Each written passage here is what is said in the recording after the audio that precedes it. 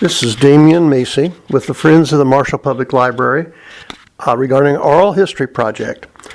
And this is Friday, July 10th. I'm sorry, it's August. No, it's July 10th. July, yeah. And I'm visiting with Mr. Ed Pearce at the Pearce Funeral Home on South 6th Street here in Marshall. And with that, I'll introduce you to Ed for him telling you a little about his early life and experiences. Ed, you're on. Just, okay. My family is all from Marshall, Illinois. My mother's family and my father's family. My mother's family was mainly at the Clark Center area, and my father's family. My father was born at Darwin, Illinois, and interesting enough, he was born on the east side of the river. His father worked for different farmers in the area, and at the time of his birth, the entire family was across the river doing tenant farming. And the river came up, and they could not get back across the river for him to be born at home.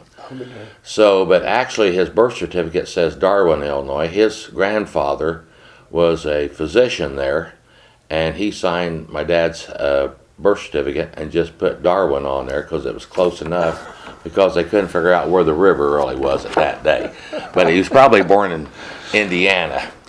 So I was born at Paris, Illinois. Dr. George Mitchell delivered me, as well as he delivered my brother. I had one brother. His name was Gene.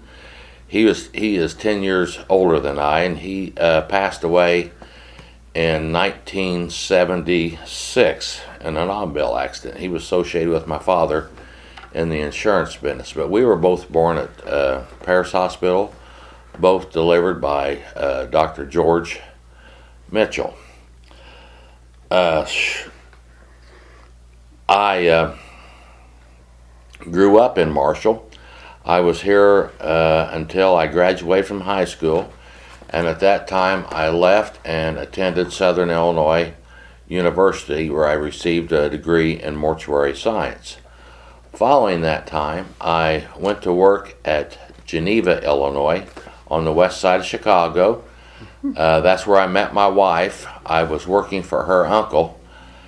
They owned funeral homes in St. Charles, Geneva, and Batavia. We got together, was married a short time thereafter. Following my time in Geneva, Illinois, I worked at the Holloman Funeral Home at Delvin, Illinois. I was there for 5 years, and the place sold, and I decided not to stay, and we went on and we moved to Flora, Illinois. Interesting enough, I was in Flora for 12 months, 2 weeks, and 3 days. It was not a very pleasant experience for us, so I had it pretty well down to the days that we were there. And at that time, we were fortunate enough to buy the funeral home here in Marshall. And we took over the business on July the 1st of 1979. When we moved to Marshall, we already had one child. His name's Jeffrey. He was born at Peoria, Illinois, at St. Francis Hospital, which is real close to Delavan. And then after we moved here, we had another child born in 1980. Her name is Sarah. She lives here in Marshall, has 2 children. Jeff also lives here in Marshall, and he has 3 children. Jeff is associated with us here at the funeral home. He received his mortuary science degree from Southern Illinois University. He's been back with us for several years. He currently serves also as the Clark County coroner. Our daughter, she's a teacher at North School here in Marshall and teaches science for the 6th graders. Growing up, we first lived on Hickory Street. I can't remember the exact address, but it was in about the 800 block of Hickory Street. And when I was 5 years old, we moved all the way 2 blocks east on Hickory Street. And at that time, it was a new subdivision started. My father owned the ground, and he sold the properties to more or less pay for the home that he had built at that time. At that time, I was 5 years old. Built this home, and I believe the total cost of it was $16,000. And it was a 3-bedroom home, a large living room, and it's just unbelievable what it cost to build that thing. And at that time, they were wondering how they'd ever get that paid for. So, Ed, was that some of the national homes that were built? no, it's not a national Okay. home. I believe Dean Alexander built it, and it was a regular stick-built home, as well as, and then they sold all the properties going down Hickory Street, and so that helped them get their home paid for at the time. Growing up, we had a lot of kids in our neighborhood. We had the Shonk family, which was Mike and Tim and Tom and Cindy and Judy. We had the Cooper family, which was Ira and Doug and Melinda. Had Ron Sutton and his family in the neighborhood. Had John and Jerry Hastings. Had Mike Elledge. We had all the Parsons family, like Mike Parsons and Bob Parsons, and that was a big family. Our Amy Mallory, Jeff Mallory, Paul and Marilyn Hoggett, Gail and Gwen and Billy Rhodes. We were surrounded with kids in the neighborhood, and the interesting thing about it, everybody would play every day together. And the interesting thing about it was then we'd usually have a fight before noon that day. The boys, we'd get into it, and I'd be one of them. We'd get in a fist fight about something and go home about it. Folks just sent us right back out. They didn't go over to the neighbor's house and complain or anything. You just took care of yourself. And the main thing you had to do was be home for supper. And we had complete reign of the neighborhood. And we just rode our bikes all day, and everybody got along, really pretty well. So we just sort of solved our own problems. It's a little bit different today than what it was back then. And we had a lot of fun. I've got a lot of good memories from that. I remember my first day of kindergarten. I attended the Ohio School, which is directly behind the funeral home here. And at that time, I believe we had half-day kindergartens. We just went like in the morning or afternoon. And then I went to the Old North School, and that's where it was a large school in Marshall.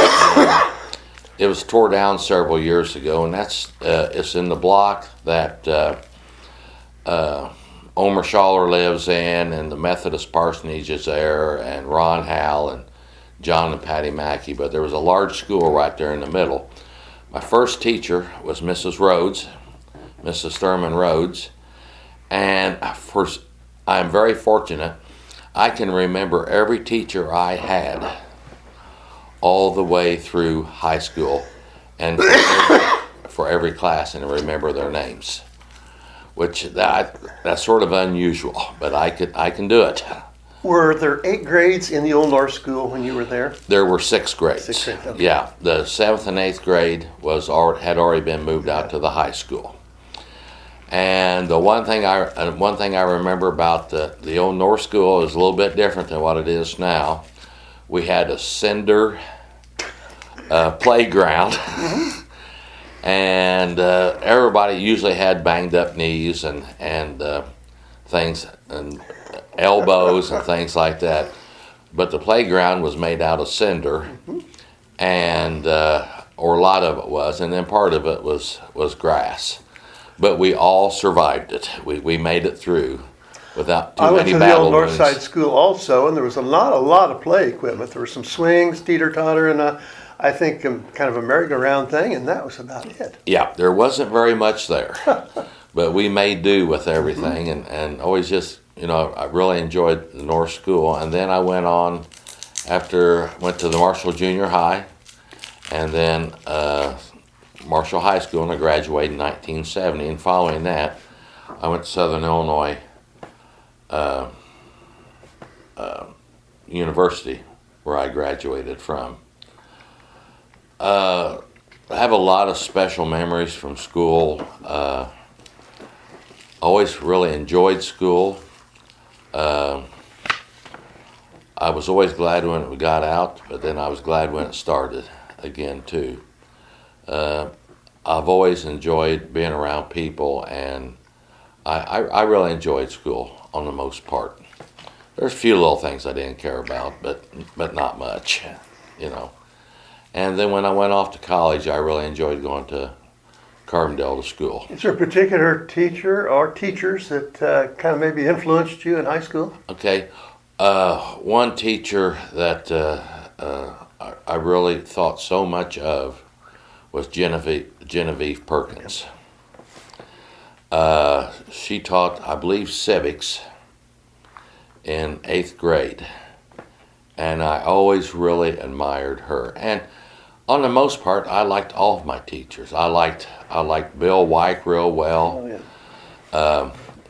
Enjoyed Emma Garner. The thing I remember about Emma Garner's biology class was there were 33 kids in the class, and every one of us was boys. And she said it was one of the best classes she ever had, and she had a lot of fun. Kept you all in line then. Yeah, she kept us all in line. But I can't really think of a teacher that I had all the way through grade school or high school or junior high that I did not like. I liked them all.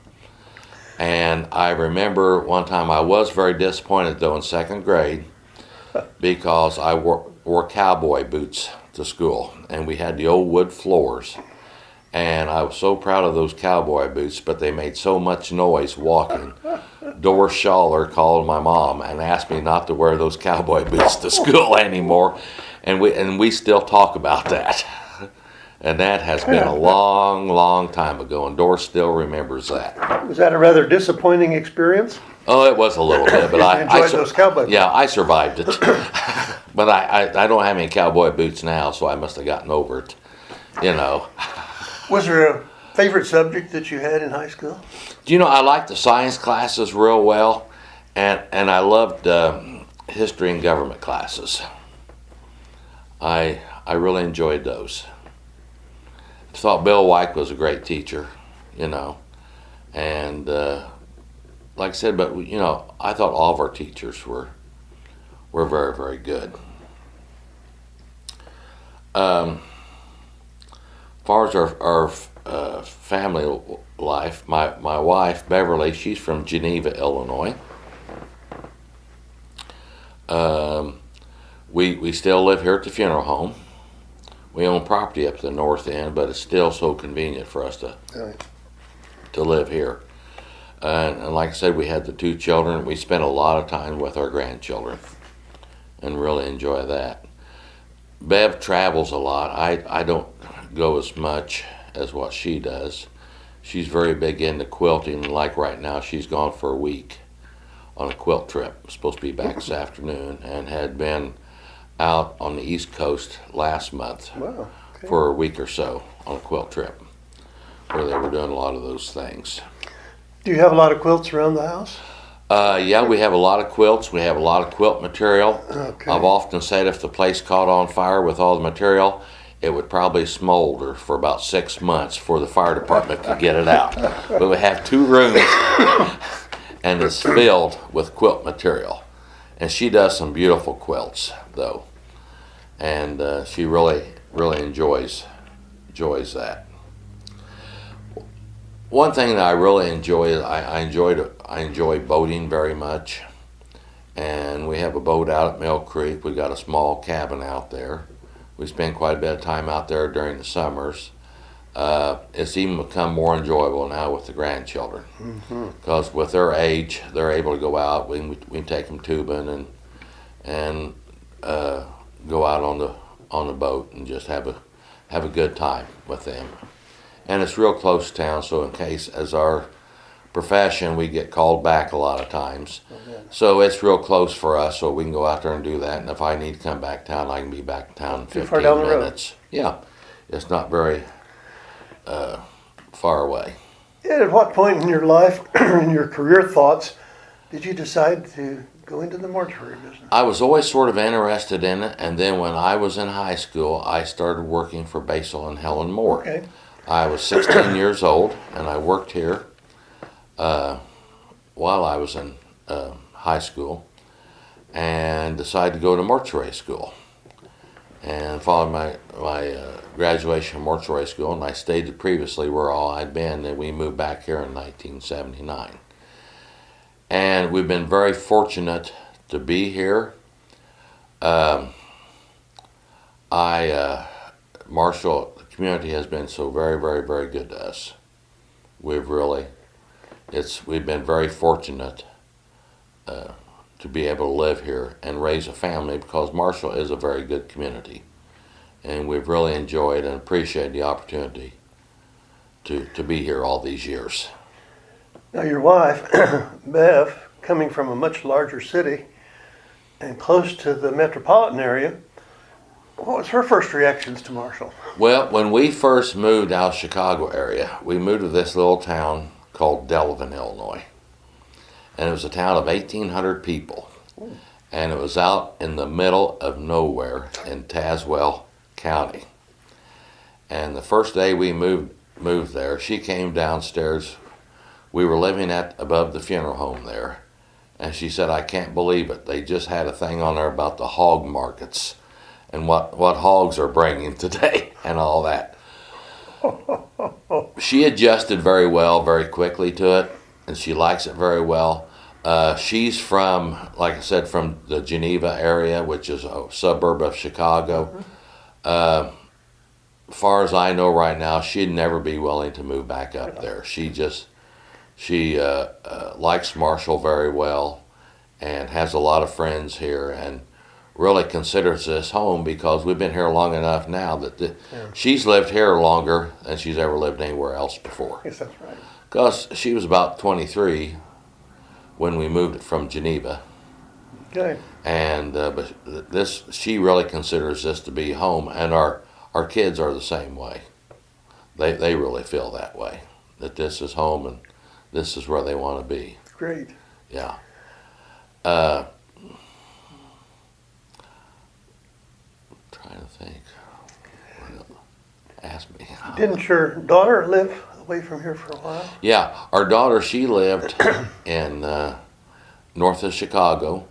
Following graduation from college, she and her husband lived at Heron, Illinois for a short period, and then they moved here to Marshall for a short time. Her and the kids did, and then they moved while he was in the conservation school, and they was just here for a short period of time because he was a conservation officer at one time. Then after that, they moved to Lake County, north of Chicago. They were up there for a couple of years, and then when it became time for their oldest daughter to go to school, she was up there for half the school year, and they wanted to get her out of the Chicago schools. So she and the kids moved here, and they lived here with us for a short period of time until we had a house became available, and we let them move in there. Okay. So they're still there right now. So she doesn't miss the activity of the city then either? No, not at all. Not at all. And, it's one thing that always got to her was that she lived 8 miles from work, but it'd take her like an hour to get to work. Because you're just sitting in traffic all the time. Yeah. So when you're driving around here and you have to run Terre Haute to get something, it's no big deal. A lot of people in the city can't understand that. I know it. But there's nothing to it, and you do not have to fight that traffic all the time. Did you have some particular hobbies when you were growing up, Ed? Not really too many different things when I was growing up, and like I said, for my main hobbies, boating. Now I'm a big football fan. Just about every time there's a game on TV, we'll usually have it on. My wife shares that with me. We've owned season tickets at Indianapolis for several years, and we go to all the Colts games, and we usually try to go to one out-of-town game a year. And this year we're going to go to Atlanta for a game. I believe in November. I think that's when it's going to be. Good time to go I haven't there. really looked at the schedule that close of what's going on. So, but work has really been my hobby. It seems like I'm an early riser. I usually get up between 4:30 and 5 o'clock every morning. I go out and have coffee with the guys at McDonald's, but I try to be back here about 5:30 or 5:45, and I try getting some paperwork done and things like that, because that's just a good quiet time to do it. Are there activities and things that you belong to, say church and? Yeah, I'm a member of the clubs and stuff? Armstrong United Methodist Church. Armstrong. I'm on the Chamber of Commerce board. I have served on many different things over the years. I'm one that believes that when you go on a board, you don't go on there forever. You go on there for a period of time, and then there's a time that you need to get out and let other people with fresher thoughts sort of take over. I've served on the Burnside's board. I was on there for a long time, like 14 years, and I served as president, I think, for 10 of the Burnside's board.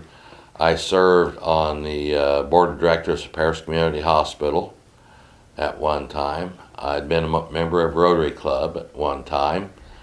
I have served on the board of directors of the International Order Golden Rule. It's an international funeral directors association.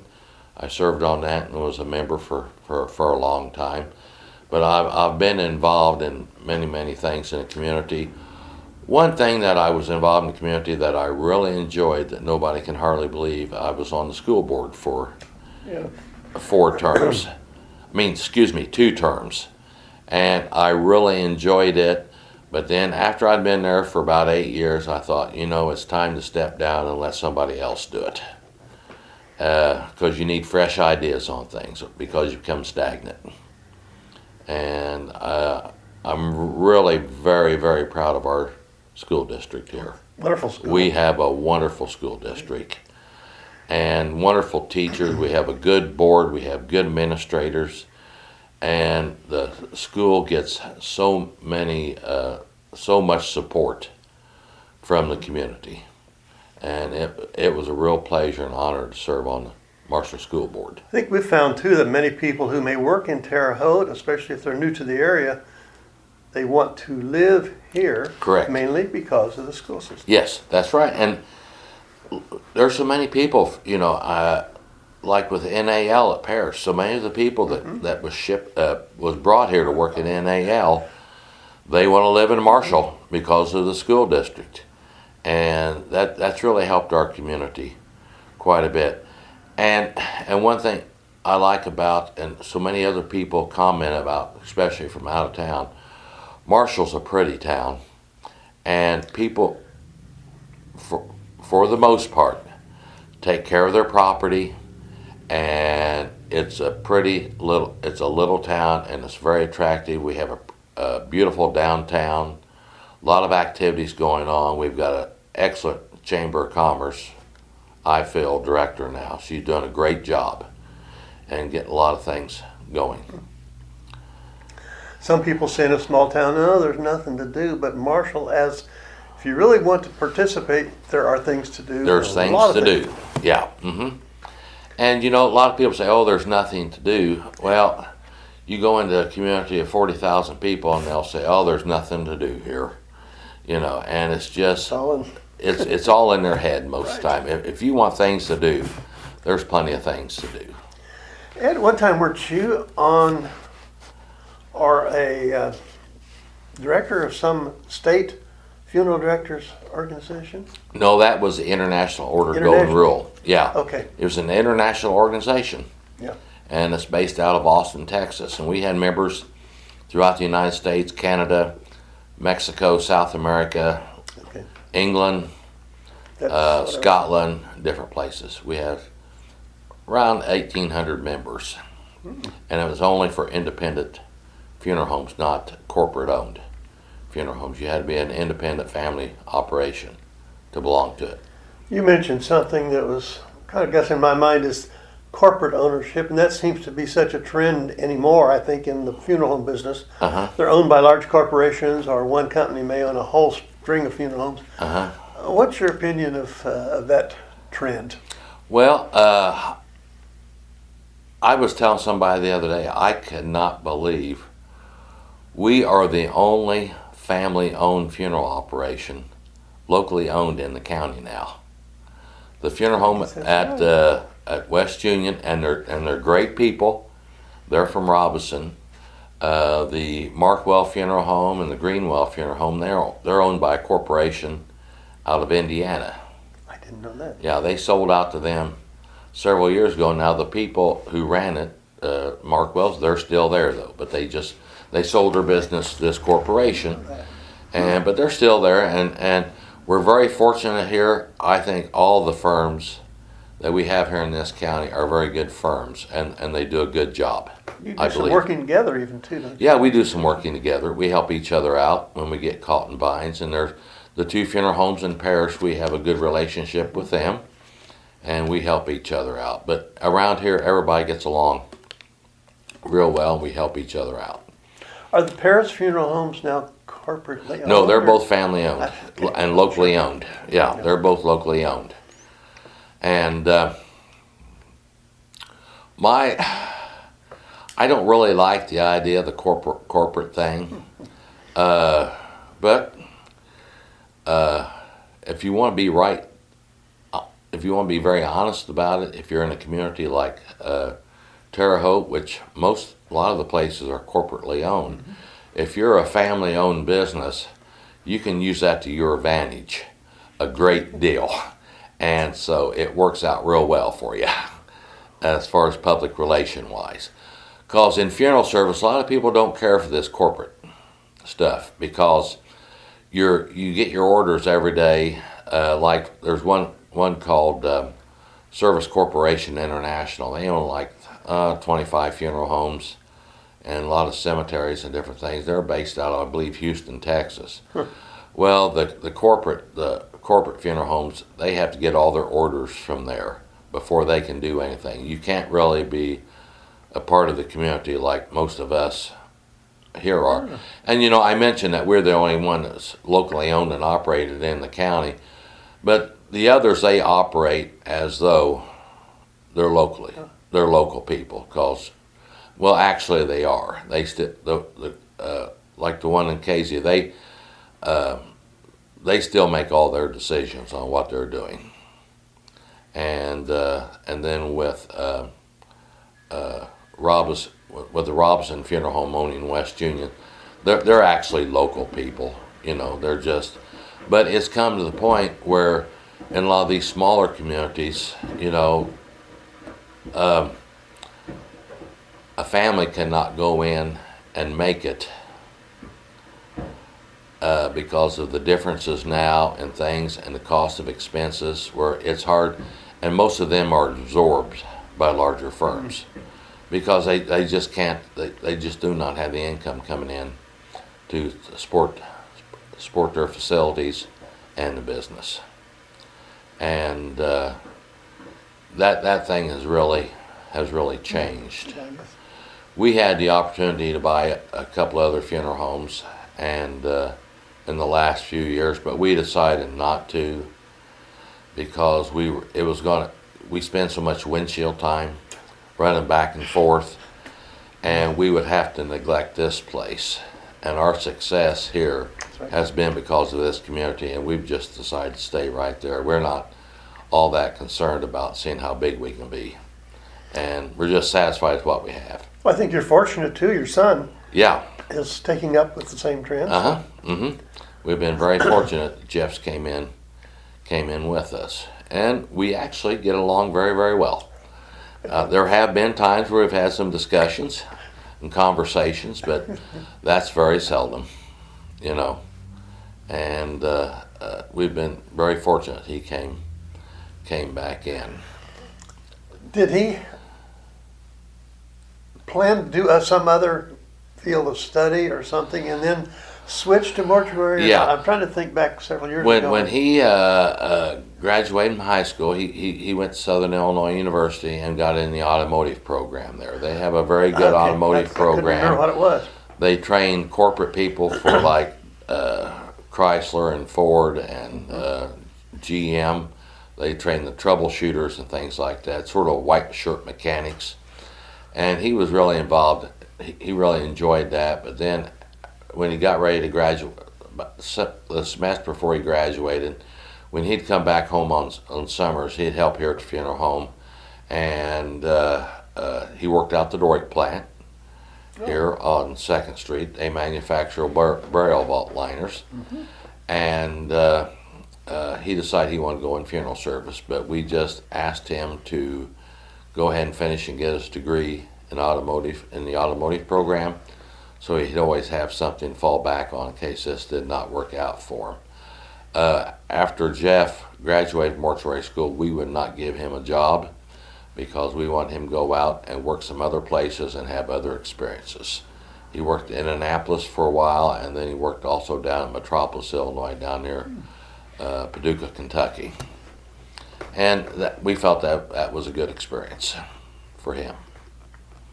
Was he a little resistant to that? Maybe like, why do I have to go out there? I'd like A little to just be bit, at home. a little bit, but it all worked out. I'm sure. You know, you got to have a job, and Dad's not going to hire you. You better start looking for a job. There you go. Well, the philosophy's right, Uh-huh. because sometimes you just don't like to listen to someone too close to you. But when you're out in the other world, why, That's right. you're going to have to toe the line. That's and do right. Sometimes other people want you. Mm-hmm. Yeah. Well, I think Jeff's been certainly an asset to your Yeah, your we feel business, that too. has been. I think, wasn't he great on bull riding at one time? Yeah, and when he was attending SIU, he was a bull rider and on SIU's rodeo team. Just soon forget about that. Okay.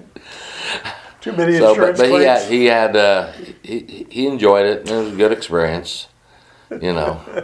So, but I'm glad those days are over. And with a family, you better not be doing that type of thing. And have you had, as a youngster, a family pet or anything that?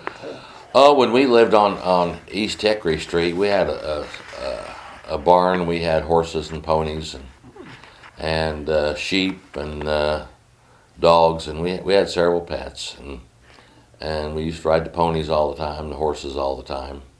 Back there, my dad had about 8 acres behind there. Oh, I didn't know it was Yeah. that much. And had a barn and stuff, and neighborhood kids come over there and play, and we'd go pony riding and stuff like that. Did that. We don't have any pets now. It's just too hard to have them here at the funeral home, you know. So, but our kids, they all have pets, have dogs, cats, and different things such as that. So, they've got all those. So. When you were first married and Bev knew what your direction was, did she ever have that feeling of, gosh, it's kind of weird to live in a funeral home? Well, no, because see, she never really thought anything about it because her aunt and uncle were in funeral service. Okay. And she never thought a thing about it. We have never lived in a regular home. Ever since we've been married, we've lived above the funeral home. Okay. When we lived in Geneva, Illinois, we had a 2-room apartment, had a kitchen and a living room, had a pull-out bed. We stayed in that, and then when we moved to Delavan, it was above the funeral home. We had like a 5-room apartment. And then same way when we're in Flora, and it's just been the same way here too. We've always lived at the funeral home, upstairs. So. And over your lifetime, you've had experience with a lot of different people. Is there a particular person who's really influenced you more than anyone else, you think? I've had people here that have been very influential with me. Of course, I've got family members that have. One individual who has been a very much an influence on my life that I had so much respect for was Lowell Kuntz. Oh, yeah. I just worshipped the ground that man walked on. And another fellow that I've really, really admired and respected, and I've learned a lot from him over the years, was Omer Schaller. I've thought a lot of Omer. I really, truly have. And I've learned a lot from him. On how not to burn your bridges with people. And, but Omer and Lowell, and I learned a lot from, one thing I really learned from my dad was, not to be burning your bridges with people. And when you get into them about something, the next day it's over. You don't hold these grudges. Right. And I think I acquired a good work ethic from my parents. My dad put in a lot of hours and all when he was working in the insurance business. And I think that inspired me with the work ethic, There's so many world events that have taken place in our lifetime. Is there something in particular that's just, I guess, changed your way of thought or is so memorable in your mind? The thing and it's current. I am so concerned about the direction this country's going. And, I worry about it all the time. And I'm worrying about what are, not so much me, but I'm worried about what our kids are going to have to face and our grandchildren are going to have to face. And, a lot of people say, well, it's always been this way. People's worried about what's going to happen. This is different. This is a total different ball game. And like I said before, when we were growing up, we'd have fights in the neighborhood every day. We'd get in rock fights and things like that. If you did anything like that now, they'd almost call the National Guard in on you. Start another Ferguson riot. Yeah, and I think people need to go and take a pill and calm down a little bit on this stuff. Back off a little bit. They make big deals out of nothing. And one thing that that's helped me, I think, to handle things more, I've been around people that's had the most tragic thing that could ever happen to them in this business here, when they lose a child. Yeah.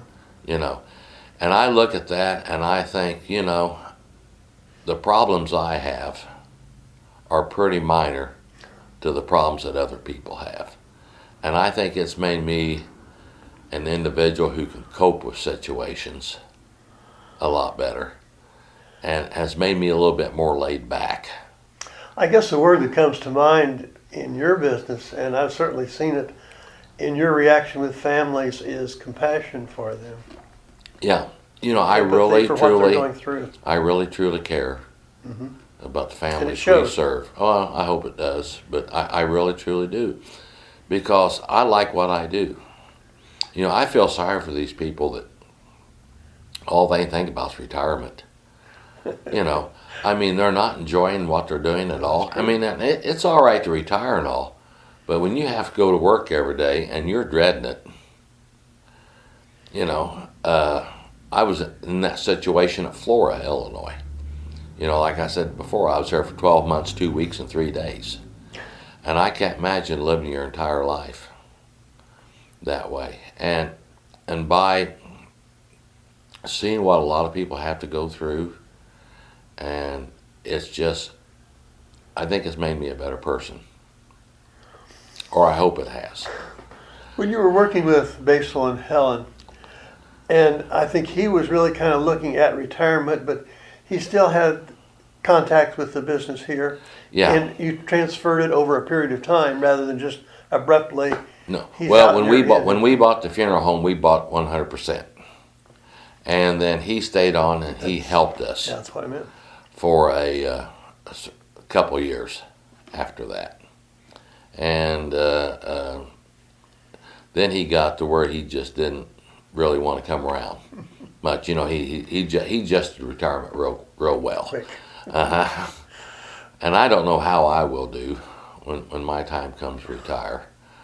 So, I think I'll get along all right, you know, that way. It's going to be unusual. The thing that has impacted our life so very much is the communications that we have now. I remember when I first started out in the business, we didn't have pagers, we didn't have cell phones. If you were going somewhere, and back then we had ambulance service too, you had to make a list of everywhere you were going. And then, so if you had a call, they could go down that list and find you and have you come back. Then in the 70s, the pagers came out. And that made it a lot better then, because you didn't have to tell somebody where you were all the time. And you could go out and take a car ride and do things like that, you know, and not have to be driving past the funeral home every 15 minutes. Because what our signal used to be was, if the garage door was up, stop, you're needed. So that was our signal. And or the front light out in front. And then with cell phones now, it's just entire different situation. You can pretty well just come and go. I remember also we use an answering service now, and the answering service is out of Michigan. But we used to have to go, if we were going to go anywhere, we had different ladies here in town. Yeah. We would call, and then they would come and sit at the funeral home and watch the phones while we were gone. And now, and even if we were just going to go to the post office, we had to call somebody, have them come here and sit. You know, or if it's going to be real short, just take the phones off. Take the phones off, people get a busy signal, they always call back. You know, but didn't like doing that in case you ran into somebody they wanted to visit. And but with the answering services and the cell phones, that has been a major change in our lives. And a lot of these young people, they do not understand the way that it was beforehand. But we didn't get too upset about it because we didn't know any better. Right. You know, I asked my dad one time, I said, there was 8 kids in his family, and they lived in a 4-room house at Darwin. And I said, how in the world did you get along that way? He said, well, everybody was in the same shape. We never thought anything about it. We were just lucky to have a roof over our head. And then something to eat. And then they moved on to Clarksville, and they did move to a 5-room house there. And then they moved back to Walnut Prairie area.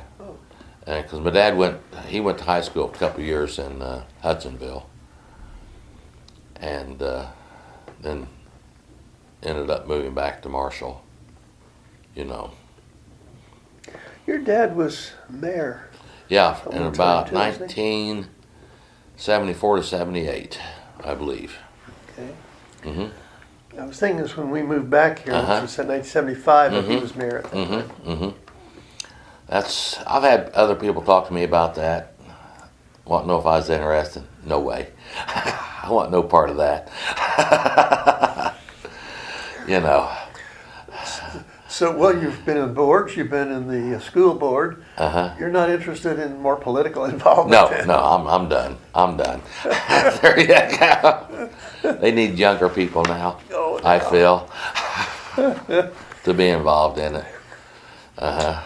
Well, I think you may have answered my next question, because I was going to say we've got so many modern conveniences and things that have taken place, and some of them have happened in just the last few years. Is there something you can say, I just couldn't live without that?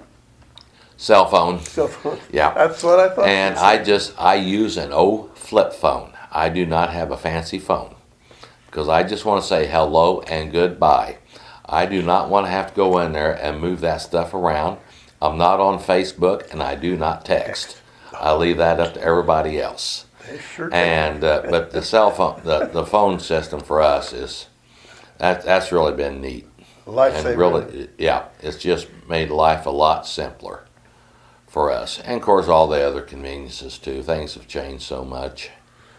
Well, you've got such a beautiful facility here, and your grounds are just beautiful driving by. Really such an asset for the community. I noticed you've had some wonderful ads on TV even that Yeah, are very, very well done and very professional. thank you very much. My daughter-in-law made those ads. She's with Channel 2. Yeah. And I told her what I wanted to do, had an idea. You know, no community is perfect and nothing runs smooth all of the time. But I have a problem with some people who just constantly want to belittle this community and tear it down. And I am proud to live in Marshall. We've been very fortunate to raise our family here, and I wanted to do some type of advertising to support our community. The upside. Because funeral home advertising doesn't amount to anything. That's my personal opinion, especially in our situation. Now, if we were in a big city, you know, it would. But it doesn't make any difference here.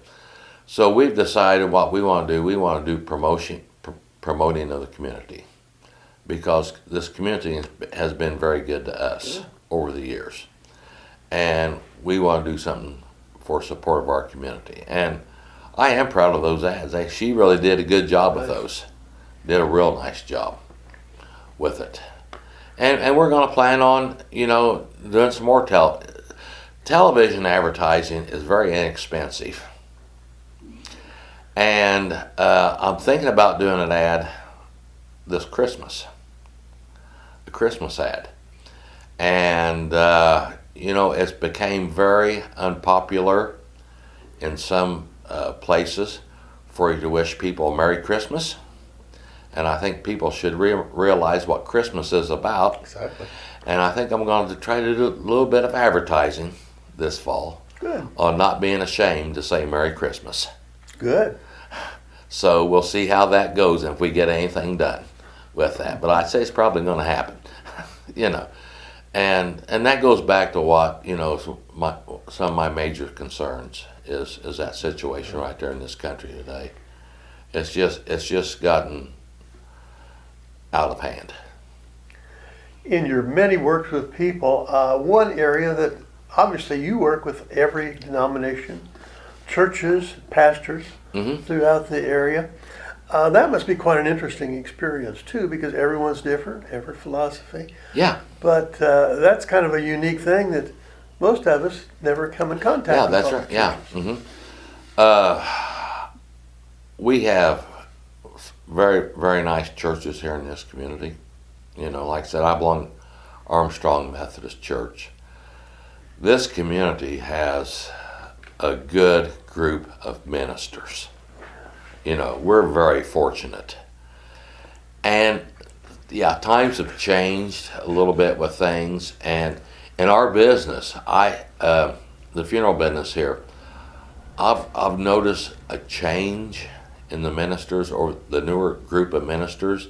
At one time, it was, you know, the funeral services were sort of a cut and dried thing. And now most of the ministers, and because this is what the public wants, they've made it a lot more personal, the funeral services and all. And we just have a good group of ministers here. And, you know, that's not saying anything bad about the older ministers, because that's the way people lived then and what they expected. But people expect a little bit different now. And the group of ministers we have in this community, and in Paris and Martinsville and West Union, they do a great job. They really, truly do. In the trend, and I can remember, I'm talking about way back, most funeral visitations were held in the home. That's correct. And obviously that does not take place much anymore, but I know sometimes you do have a visitation at a church. Yes. Is that the family's request, or the size of the That's funeral? family request. Now there's been a few times when I knew it was just going to be gigantic that I've suggested they go to the church. Okay. to have it. And most of the time, I don't even have to mention it to them. They said, you're going to have situations that are just going to be so big that I'll be very honest with you, we got one of the largest chapels in the area. We just can't handle it efficiently. When you have 2,000 people show up for visitation, it's hard to do. And if you can do it at a church, it's just a lot simpler to do it that way. As I said earlier, And better for everybody. you've got such a beautiful facility, but I know in this business too, you have to keep up to date and give what people expect.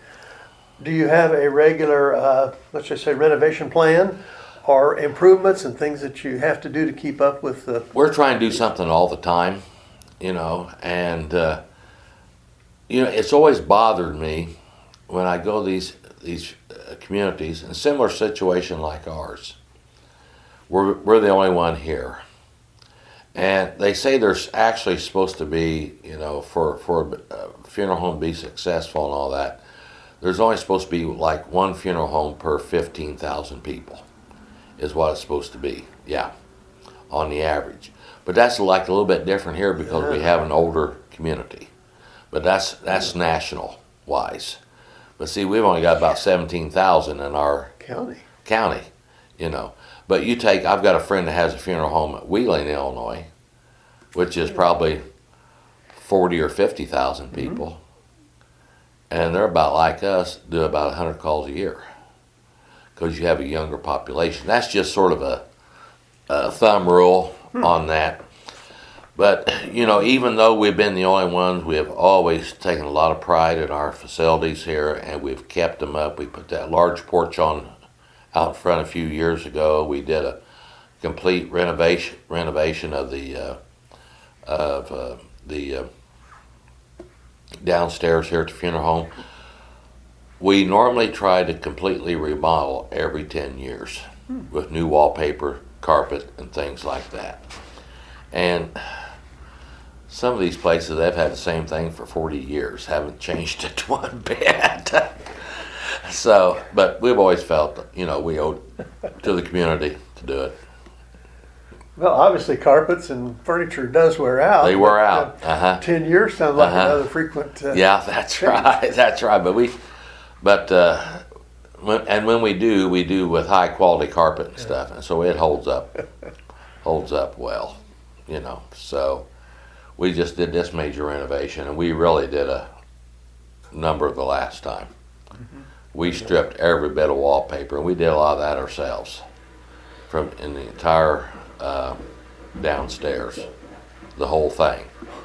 And we were tore up here for like 3 months when we were remodeling, and it was hard because we were still doing services and stuff out of here, and so we'd take the drapes down during the day, and then if we had a visitation the next night, we'd hang the drapes real quick, like at noon. We just had them laying there, and we had some unfinished walls and things, but it all worked, and we just kept going. Painted wallpaper, I'd much rather put up and take down. Yeah, that's right. It's a lot easier to put up than it is take down. That's right. Your dad's philosophy about don't burn bridges, I think, is very, very important one, and one that so many times young people and in business just don't get. Yeah, because if you burn your bridges with people, you've always and I've thought of this before. I've quit doing business with people over things, but that doesn't mean I'll never go back to them. And that's what a lot of people can't understand. Don't burn your bridges. People's got a reason for that, I mean, I've had some people comment to me, when there was another funeral home in town, and I'd see them on the street a couple of days after the funeral, and I'd speak to them just like I always would. And, people, they think more of you for doing that. And they had their reason for going somewhere else. I wish that they wouldn't have, But they did, And somewhere down the line, situation. it might have been a request of the person that passed away, and maybe the family didn't actually want to go there, but they were fulfilling that request, their loved one. And just because somebody does not do business with you does not mean they do not like you. Right. And some people cannot understand that. So don't be burning your bridges, and I'm not going to go and ask anybody why they didn't call us. I just don't do that. Now, having been in business, dealing with people, you can't please everyone, but Nope. you can kind of try sometimes. You can try, but it's not going to happen. No. It's not going to happen. You go berserk trying. Yeah, that's right. And if you were, excuse me, if you were on another part of the world and subject of where do you live, and Marshall came up and someone would say, where in the heck is Marshall? And most people would. What would you tell them about this as a place they might want to visit? Well, I want to back up on one thing right there. We laugh about this. Phil Defoe, he's an attorney in Terre Haute, and he's married to a Marshall girl. And he always says you cannot hardly go anywhere without running into somebody who's from Marshall, has relatives at Marshall, or knows where Marshall is. And he always jokes about it being the center of the universe.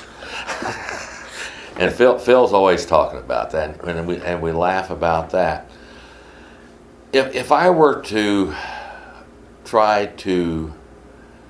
if I met somebody from England and I was explaining our community, I would tell them about the closeness of this community and how when something happens to people, other people jump right in to help them.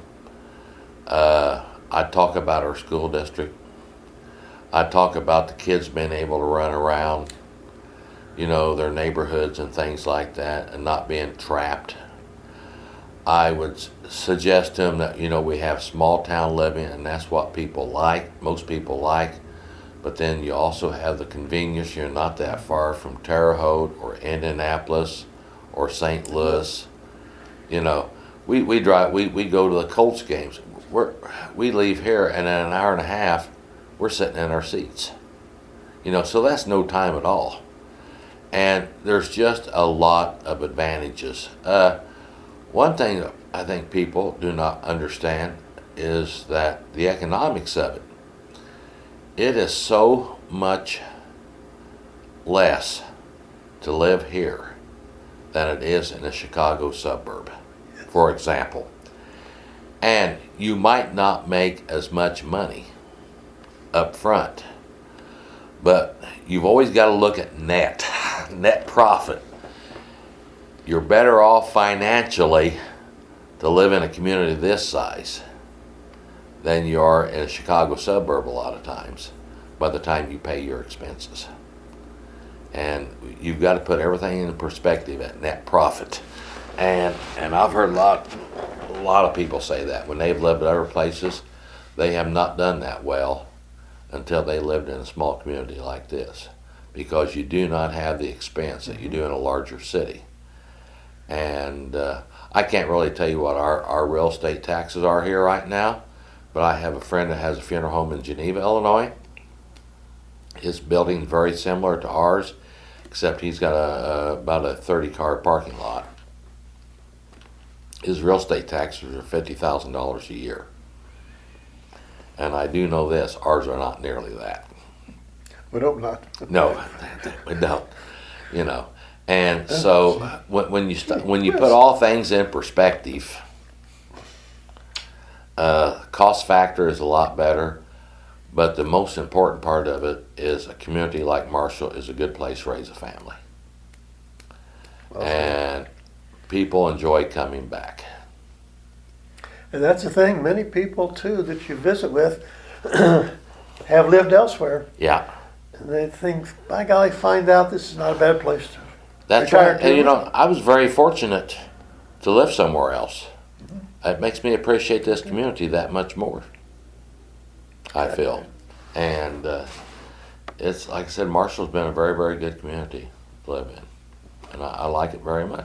It's not perfect. There's nowhere it's going to be perfect, but you make with what you have. And this has really been great. It really has. It's been a good ride. This has been a great visit.